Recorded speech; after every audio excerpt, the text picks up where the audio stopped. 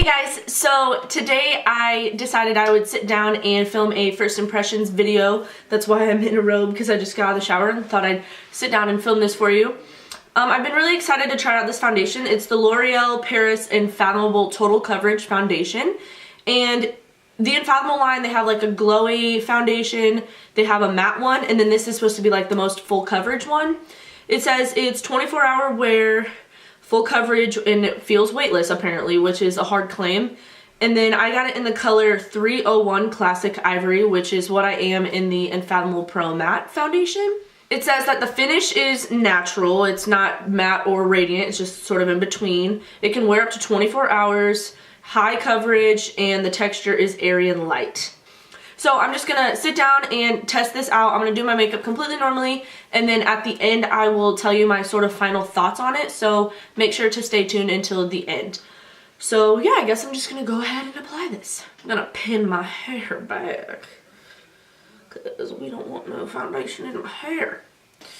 So I'm going to go ahead and prep the skin as I usually would. I'm gonna use the Nivea Men's Post-Shave Balm for longevity and the One Heck of a Blot primer, and I'm just gonna do my makeup as usual and then see how it compares to my other favorite foundations. Now that I have the primer on, I'm going to go ahead and squirt some just on the back of my hand. So it's in like a little tube like this, so it's decently hygienic. And it's kind of thick. Okay, that's how much I put on the back of my hand. That may be way too much. I have no idea. That's how much I put on the back of my hand. I really hope this color matches me, because they had like, oh yeah, it should do good. They had like 8 shades in the display. You may be able to get more online, but this is like a brand new foundation that like just came out, so they might not have too many in stores, but this seems like it'll do good. So I'm just going to take like a paddle foundation brush and then sort of put this all over my face. This may be way too much. I have no idea. And then I'm going to use this Morphe G2 sort of buffing brush on this half of my face. And then I'm going to use my beauty sponge on the other half.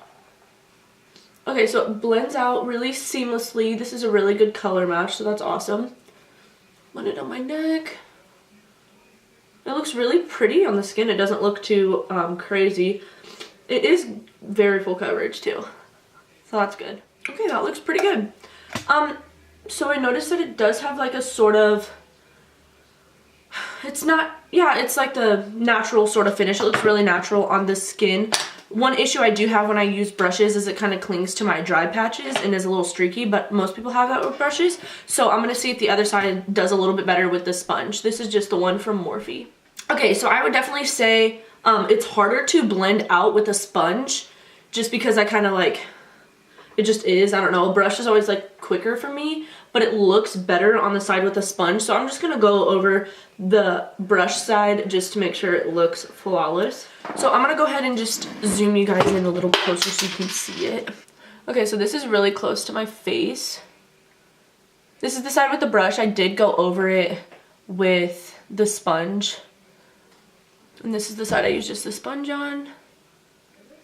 Camera could focus, that'd be awesome. So it looks very natural on the skin. It doesn't feel sticky, but it's not like drying or matte. It doesn't feel drying at all. I honestly didn't use that much of it, but it looks to be like a really natural sort of coverage. I do have like a little bit of redness up here and like right here. That it like didn't cover extremely well, but honestly I don't think I used very much of the foundation, but this is good enough for me. So I think it's definitely buildable though from the texture. Maybe I'll add a little bit more to my cheeks and see if I can sort of build it up a little bit. So let's do that now. So I'm just gonna squeeze just like a little pea size amount, and then to blend this second layer out I'm just gonna use my brush just so it doesn't cake up and look natural. Okay, yeah, so it's definitely buildable.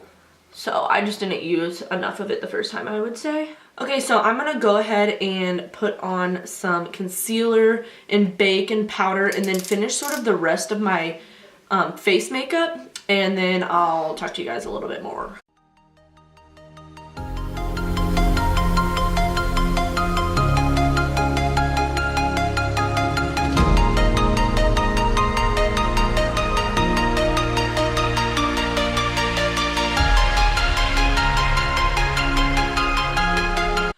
Okay, so all of my makeup went on top of this beautifully. I feel like this foundation made my powder, my concealer, my bronzer, everything look better.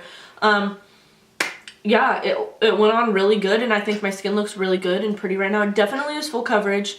It's like a natural full coverage, but I wouldn't say it doesn't look like you have makeup on. Like, you can obviously tell I have face makeup on, but I mean, it's makeup, it's whatever. But yeah, so I'm basically just gonna speed up me doing my eye makeup if you want to watch that, and stay tuned to the end to see my final thoughts on the foundation.